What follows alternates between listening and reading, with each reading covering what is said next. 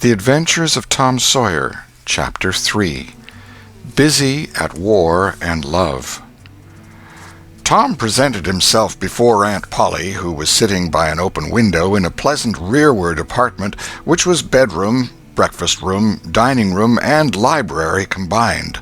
The balmy summer air, the restful quiet, the odor of the flowers, and the drowsing murmur of the bees had had their effect, and she was nodding over her knitting, for she had no company but the cat, and it was asleep in her lap. Her spectacles were propped up on her gray head for safety. She had thought that of course Tom had deserted long ago, and she wondered at seeing him place himself in her power again in this intrepid way. He said, "Mayn't I go and play now, Aunt?" "What, already? How much have you done?" "It's all done, Aunt." "Tom, don't lie to me. I can't bear it."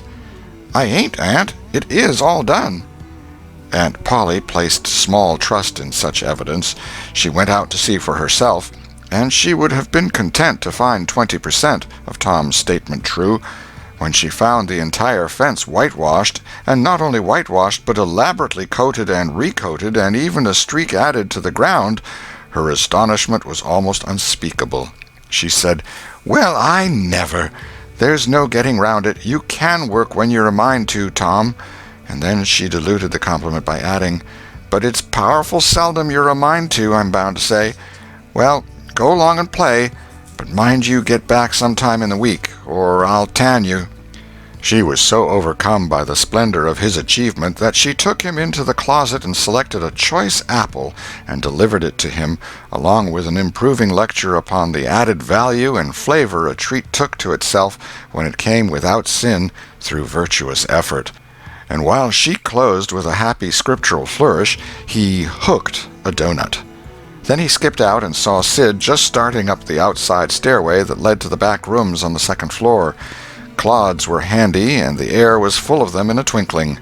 They raged around Sid like a hailstorm, and before Aunt Polly could collect her surprised faculties and sally to the rescue, 6 or 7 clods had taken personal effect, and Tom was over the fence and gone.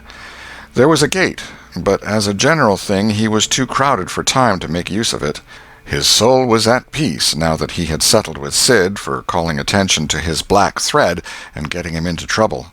Tom skirted the block and came round into a muddy alley that led by the back of his aunt's cow-stable. He presently got safely beyond the reach of capture and punishment and hastened towards the public square of the village, where 2 military companies of boys had met for conflict, according to previous appointment. Tom was general of one of these armies, Joe Harper, a bosom friend, general of the other. These 2 great commanders did not condescend to fight in person, that being better suited to the still smaller fry, but sat together on an eminence and conducted the field operations by orders delivered through aide-de-camp. Tom's army won a great victory after a long and hard-fought battle. Then the dead were counted, prisoners exchanged, the terms of the next disagreement agreed upon, and the day for the necessary battle appointed, after which the armies fell into line and marched away, and Tom turned homeward alone. As he was passing by the house where Jeff Thatcher lived, he saw a new girl in the garden, a lovely little blue-eyed creature with yellow hair plaited into 2 long tails, white summer frock, and embroidered pantalettes. The fresh-crowned hero fell without firing a shot. A certain Amy Lawrence vanished out of his heart and left not even a memory of herself behind. He had thought he loved her to distraction. He had regarded his passion as adoration, and behold, it was only a poor little evanescent partiality. He had been months winning her. She had confessed hardly a week ago. He had been the happiest and the proudest boy in the world only 7 short days, and here in one instant of time she had gone out of his heart like a casual stranger whose visit is done. He worshipped this new angel with furtive eye till he saw that she had discovered him. Then he pretended he did not know she was present, and began to show off in all sorts of absurd boyish ways in order to win her admiration. He kept up this grotesque foolishness for some time, but by and by, while he was in the midst of some dangerous gymnastic performances, he glanced aside and saw that the little girl was wending her way toward the house. Tom came up to the fence and leaned on it, grieving and hoping she would tarry yet a while longer. She halted a moment on the steps and then moved toward the door. Tom heaved a great sigh as she put her foot on the threshold. But his face lit up right away, for she tossed a pansy over the fence a moment before she disappeared. The boy ran around and stopped within a foot or two of the flower, and then shaded his eyes with his hand and began to look down street as if he had discovered something of interest going on in that direction. Presently he picked up a straw and began trying to balance it on his nose, with his head tilted far back, and as he moved from side to side in his efforts, he edged nearer and nearer toward the pansy. Finally his bare foot rested upon it, his pliant toes closed upon it, and he hopped away with the treasure and disappeared round the corner. But only for a minute, only while he could button the flower inside his jacket, next his heart, or next his stomach, possibly, for he was not much posted in anatomy, and not hypercritical anyway. He returned now and hung about the fence till nightfall, showing off as before, but the girl never exhibited herself again, though Tom comforted himself a little with the hope that she had been near some window meantime and been aware of his attentions. Finally he rode home reluctantly, with his poor head full of visions. All through supper his spirits were so high that his aunt wondered what had got into the child. He took a good scolding about clodding Sid, and did not seem to mind it in the least. He tried to steal sugar under his aunt's very nose, and got his knuckles rapped for it. He said, "Aunt, you don't whack Sid when he takes it." "Well, Sid don't torment a body the way you do. You'd be always into that sugar if I warn't watching you." Presently she stepped into the kitchen, and Sid, happy in his immunity, reached for the sugar bowl, a sort of glorying over Tom which was well-nigh unbearable. But Sid's fingers slipped, and the bowl dropped and broke. Tom was in ecstasies. In such ecstasies that he even controlled his tongue and was silent. He said to himself that he would not speak a word, even when his aunt came in, but would sit perfectly still till she asked who did the mischief, and then he would tell, and there would be nothing so good in the world as to see that pet model catch it. He was so brimful of exultation that he could hardly hold himself when the old lady came back and stood above the wreck, discharging lightnings of wrath from over her spectacles.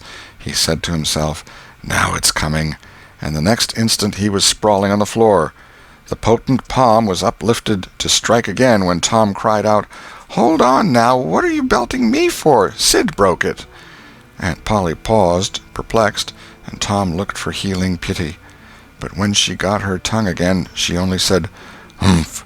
Well, you didn't get a lick amiss, I reckon. You been into some other audacious mischief when I wasn't around, like enough."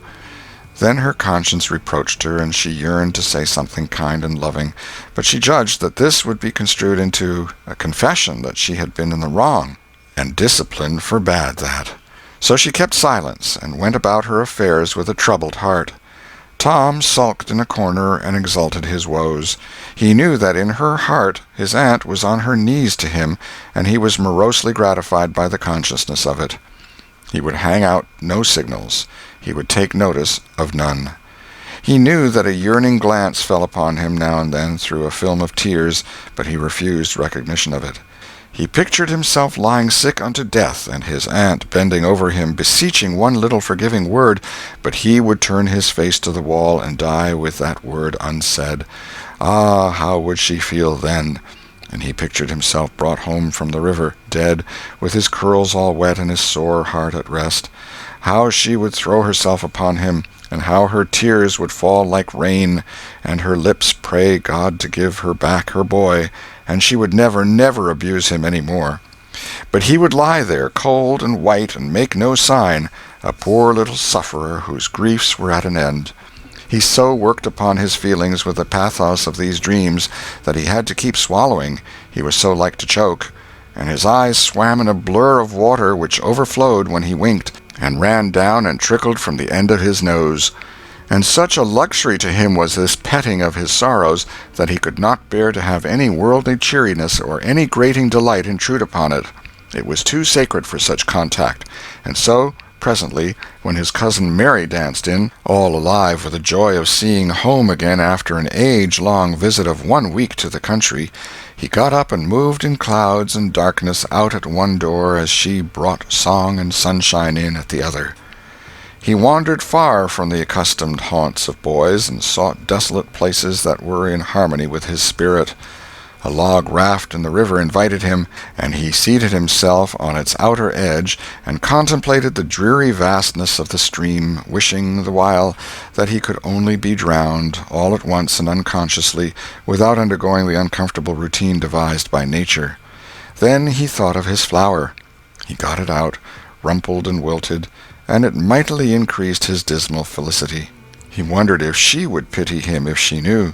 Would she cry and wish that she had a right to put her arms round his neck and comfort him? Or would she turn coldly away like all the hollow world? This picture brought such an agony of pleasurable suffering that he worked it over and over again in his mind and set it up in new and varied lights till he wore it threadbare. At last he rose up sighing and departed in the darkness. About 9:30 or 10 o'clock he came along the deserted street to where the adored unknown lived. He paused a moment. No sound fell upon his listening ear. A candle was casting a dull glow upon the curtain of a second-story window. Was the sacred presence there? He climbed the fence, threaded his stealthy way through the plants, till he stood under that window. He looked up at it long and with emotion. Then he laid him down on the ground under it, disposing himself upon his back, with his hands clasped upon his breast and holding his poor wilted flower. And thus he would die, out in the cold world, with no shelter over his homeless head, no friendly hand to wipe the death damps from his brow, no loving face to bend pityingly over him when the great agony came. And thus she would see him when she looked out upon the glad morning, and oh, would she drop one little tear upon his poor lifeless form, would she heave one little sigh to see a bright young life so rudely blighted, so untimely cut down? The window went up, a maidservant's discordant voice profaned the holy calm, and a deluge of water drenched the prone martyr's remains. The strangling hero sprang up with a relieving snort. There was a whiz as of a missile in the air, mingled with a murmur of a curse. A sound as of shivering glass followed, and a small vague form went over the fence and shot away in the gloom. Not long after, as Tom, all undressed for bed, was surveying his drenched garments by the light of a tallow dip, Sid woke up. But if he had any dim idea of making any references to illusions, he thought better of it and held his peace, for there was danger in Tom's eye. Tom turned in without the added vexation of prayers, and Sid made mental note of the omission.